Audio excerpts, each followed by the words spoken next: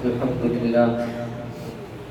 لله نحمده ونستعينه ونستغفره ونؤمن به ونتوكل عليه ونعوذ بالله من شرور أنفسنا ومن سيئات أعمالنا من يهده الله فلا مضل له ومن يضلله فلا هادي له ونشهد أن لا إله إلا الله وحده لا شريك له ولا نظير له ولا مثل له ولا مثال له.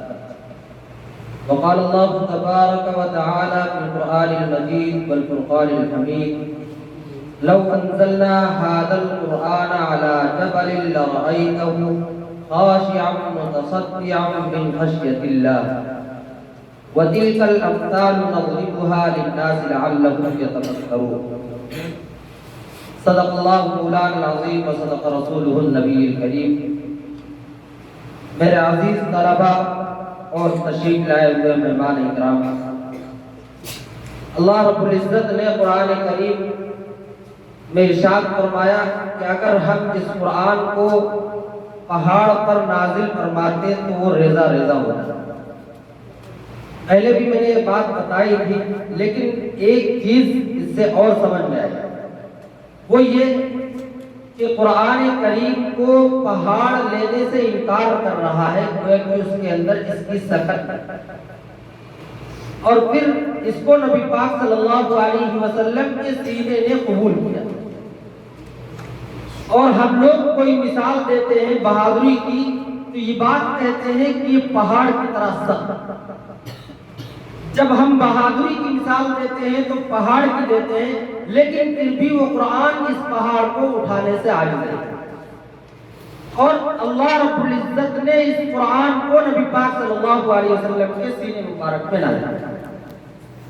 معلوم ہوا کہ نبی پاک صلی اللہ علیہ وسلم کے دل اقدس میں وہ طاقت عطا فرمائی جو ایک پہاڑ کے اندر.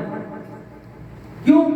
اگر پہاڑ کے اندر وہ طاقت ہوتی تو پہاڑ قرآن کو لے سکتا، لیکن ایک نبی کا دل اتنا طاقتور ہے جو ایک پہاڑ سے بھی زیادہ ہے.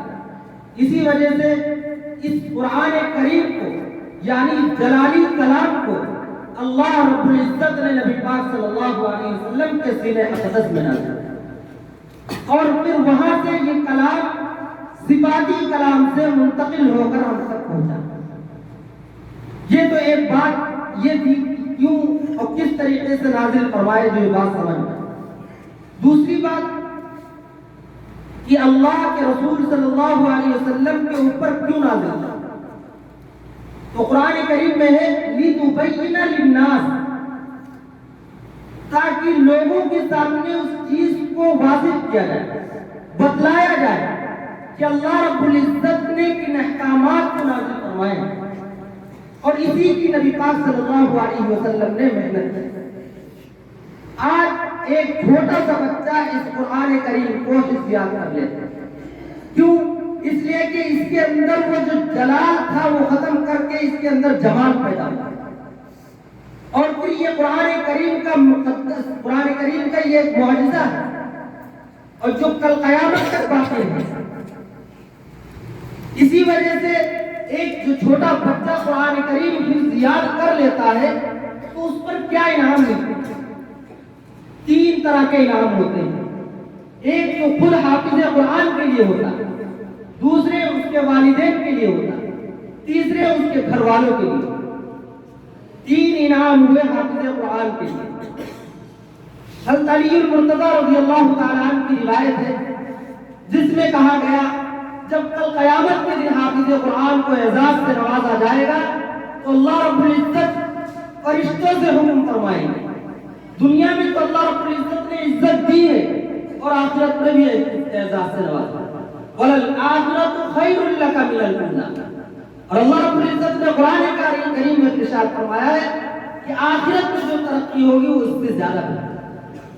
تو فرشتوں کو حکم فرمائیں گے جاؤ اس بندے کو لے کر جاؤ، اس قرآن حافظ قرآن کو لے کر جاؤ. ارتق وارتق کما کنت ترتقی، اقرا وارتقی کما کنت ترتقی. اور فرشتے حکم فرمائیں گے اقرا، پڑھو، اور جیسا کہ ٹھہر ٹھہر کے دنیا میں پڑھا کرتے تھے ایسے ٹھہر ٹھہر. اور پھر جیسے وہ پھیر پھیر کر پڑھتا رہے گا اللہ رب العزت اس حافظ قرآن کے درجات کو بلند کرتے ہیں۔ ایک تو یہ جو حافظ قرآن کے لیے، پھر جو اس کے والدین کے لیے اعزاز و اکرام سے نوازا جائے گا وہ حضرت معاذ جہنی رضی اللہ تعالیٰ کی روایت ہے جو مسند احمد کے اندر منقول ہے۔ میں کوئی بڑی کتاب کا حوالہ نہیں دیتا بلکہ اردو کی کتاب کے اندر بھی کتاب حدیث موجود ہے فضائل اعمال کا۔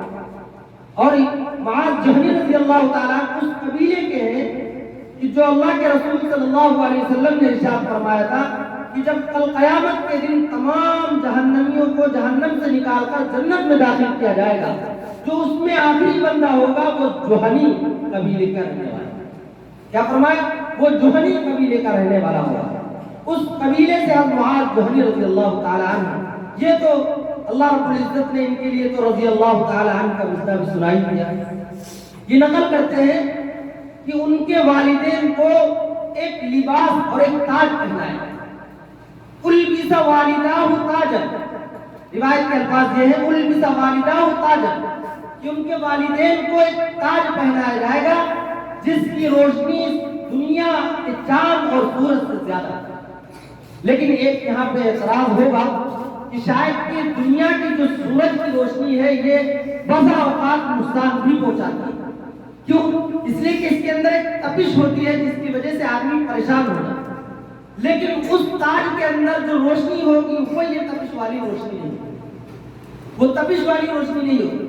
اس کے اندر جو ایک روشنی ہوگی وہ آفتاب جیسی روشنی ہوگی، اس طریقے سے روشنی ہوگی اس چاند اور سورج سے زیادہ بھی روشنی اس کے اندر ہوگی۔ اس تاج وہ اللہ رب العزت کے کرام سے نوازے گا۔ تیسری بات، جو ان کے خاندان کو نوازا جائے گا تو اللہ رب العزت ارشاد فرمائیں گے اس حافظ قرآن سے، جاؤ اپنے ان خاندان والوں کے پاس وجبت علیہ النار، جن کے اوپر جہنم واجب ہے، ان کی فہرست بنا کر لے آؤ 10 آدمی، جن کے ہاتھ پکڑ کر لے آؤ گے ان کو تمہارے ساتھ چلنا ہے۔ تو یہ 3 اکرام ہوئے جو اللہ رب العزت اس حافظ قرآن کو نوازیں گے، ایک خود کو، دوسرے اس کے والدین کو، اور تیسرے اس کے گھر والوں، خاندان والوں۔ پھر اب جو ہم قرآن کریم پڑھتے ہیں اس سے ہم کو کیا ملے گا اور ان کے والدین کو کیا ملے گا یہ تو ہم نے خوب سمجھ لیا۔ اب اللہ رب العزت اس کلام برکت سے دنیا میں پڑھے جانے کی وجہ سے جہنم سے چھٹکارا نصیب فرمائے۔ ایک آدمی جہنم میں چل رہا ہے اور اس کی وجہ سے قرآن کریم یہاں پڑھا گیا، اس کو بخش دیا گیا، اس کو جہنم سے بلا دیا۔ مولانا اشرف علی تھانوی رحمۃ اللہ علیہ نقل فرماتے ہیں کہ 2 میاں بیوی تھے، ان کا ایک بچہ تھا، والد کا انتقال ہو گیا۔ اب والدہ خواب میں کیا دیکھتی ہے؟ والد کو اپنے شوہر کو دیکھتی ہے کہ وہ جہنم کے اندر چل رہے ہیں، چلا رہے ہیں، آوازیں لگا رہے ہیں۔ ان کو یہ بات بڑی عجیب معلوم ہوئی، اٹھی اور اٹھنے کے بعد مولوی صاحب کے پاس پہنچی، کہا کہ میں نے ایسا خواب دیکھا۔ مولانا اشرف علی تھانوی رحمۃ اللہ علیہ نے کہا کہ اپنے بچے کو مدرسے میں مکتب سے جوڑ دو، اس کو مکتب میں داخلہ کروا۔ انہوں نے ایسا ہی کیا، بات مان لی اور اپنا جو ایک بچہ تھا اس کو مکتب میں دے دیا۔ جو مولوی صاحب تھے انہوں نے پڑھایا اعوذ باللہ من الشیطان الرجیم بسم اللہ الرحمن الرحیم، پھر وہ بچہ گھر چلا گیا۔ دوسرے دن خواب کہہ دیتی ہے کہ ان کے شوہر جو کل تک جہنم میں چل رہے تھے آج خواب میں کیا دیکھ رہے؟ جنت کے باغوں میں۔ تو ان کی بیوی نے ان سے پوچھا کہ کل تو ہم تم کو آہ پکار کی آواز کرتے ہوئے سن رہے تھے اور آپ چیخیں لگا رہے تھے، جہنم میں تھے، جہنم کی آگ میں تھے، اور آج جنت کے باغوں میں کیسے؟ کہا اللہ رب العزت کو یہ بات گوارا نہیں ہے کہ جس کا بیٹا رحمان اور رحیم کہے اس کی کیا مجال ہے کہ اس کے والد کو جہنم میں۔ تو اللہ رب العزت نے فوراً جہنم سے جنت عطا۔ تو یہ قرآن کریم کے پڑھنے کا اعزاز ہے۔ اور پھر اللہ کے رسول صلی اللہ علیہ وسلم نے اس قرآن کو نازل کرنے کے بعد اللہ رب العزت نے فرما دیا وَشِفَاءٌ لِلنَّاسِ، اور تمام مؤمنین کے لیے یہ کیا ہے؟ شفا ہے۔ اس کو قرآن کریم کو شفا بنا دیا۔ ایک جلالی کلام تھا، اس کو شفا کے لیے بنا دیا. کیسے؟ اس کو بھی سمجھنے کی ضرورت ہے. مولانا ارشد مدنی میرے استاد محترم، ان کے استاد محترم حسین احمد مدنی، ان کے جنہوں نے مسجد نبوی میں اللہ کے رسول صلی اللہ علیہ وسلم کے روضے مبارک کے سامنے 10 سال درس حدیث کیا. ان کے استاد تھے، ان کے شاگرد تھے علاء الدین محدث ہیں، دارالعلوم میں 1943 میں فارغ ہوئے. وہ علامہ سعد الدین تفتازانی رحمۃ اللہ علیہ کا واقعہ نقل کرتے ہیں، اور یہ علامہ سعد الدین تفتازانی جنہوں نے شرح عقائد لکھی ہے جو عربی پنجم میں پڑھائی جاتی ہے، نقل کرتے ہیں کہ علامہ سعد الدین تفتازانی رحمۃ اللہ علیہ کا دور تھا، بادشاہوں کا بھی دور تھا. تو بادشاہ کو کوئی تکلیف ہو گئی تو پھوڑے کی شکل میں، پھوڑے بھنسی کی شکل میں، بڑے بڑے اطباء بیٹھے ہوئے ہیں بادشاہ کے دربار میں، بڑے بڑے حکما بیٹھے ہوئے ہیں، بڑے بڑے ڈاکٹر بیٹھے ہوئے ہیں، علاج تجویز کر رہے ہیں، روزانہ نئے نئے علاج بدلے جا رہے ہیں، لیکن مرض میں کوئی باقا، کوئی آرام نہیں. تو ایک صاحب نے کہا ایسا کرتے ہیں کہ مولوی صاحب کو بلا لیتے ہیں. تو کہا اگر ایسی بات ہے تو مولوی صاحب کو بلا کر لایا جائے. چنانچہ وہ لوگ پہنچے علامہ سعد الدین تفتازانی رحمۃ اللہ علیہ کے پاس، اور ان کو ایک عزت کے ساتھ، وقار کے ساتھ شاہانہ لباس دے کر بھیجا، جس کے ساتھ وہ ایک آن و بان اور شان و شوکت کے ساتھ دربار میں حاضر ہوئے. تمام اطباء اور ڈاکٹر کو اس بات پر افسوس ہوا کہ ہم لوگ اتنی ڈگری رکھنے کے باوجود، اتنا علم رکھنے کے باوجود وہ عزت سے ہم کو نوازا نہیں گیا جو ایک مولوی کو نوازا گیا اور ایک عزت کے ساتھ بلایا گیا. اور کیا یہ کرے گا؟ ایک پھوگی کو مارے گا. اس سے کیا ہونے والا ہے؟ ہم لوگ تو دوا بھی دے رہے ہیں، مرہم بھی لگا رہے ہیں، طرح طرح کی چیزیں کر رہے ہیں، پھر بھی کوئی آرام نہیں مل رہا. یہ پھوگ سے کہاں سے آرام ملتا ہے؟ پھوگ سے کہاں سے آرام ملتا ہے؟ چنانچہ علامہ سعد الدین تفتازانی رحمۃ اللہ علیہ آتے ہیں اور پھوگ ڈالتے ہیں، اور ڈالنے کے بعد واپس ہونے لگتے ہیں. تو وہ جو اطباء بیٹھے ہوتے ہیں ان کو اشکال تھا پہلے سے، فوراً انہوں نے سوال کیا، اے مولوی یہ کیا پھوگ ڈال کر جا رہے ہو، اس سے کیا فائدہ ہونے والا ہے؟ کہا چل ہٹ بلا رہے. یہ بات کہی اور چلنے لگے. جب اتنی بات کہی تو وہ اطباء اور ڈاکٹر تھے ایک دم آگ ببولا ہوا اور لال اور پیلے ہونے لگے اس سے.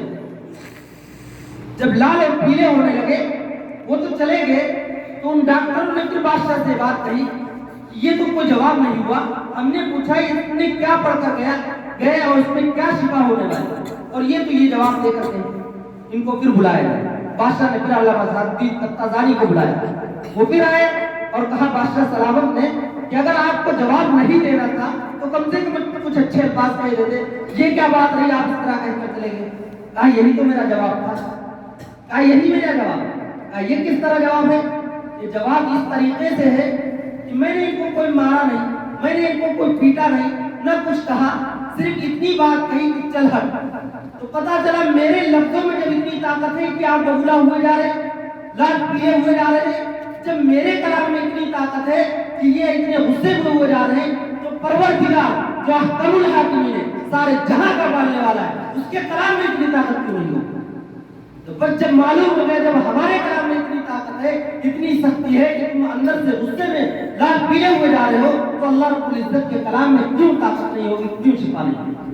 سمجھ میں بات آ گئی، سمجھ میں بات آ گئی.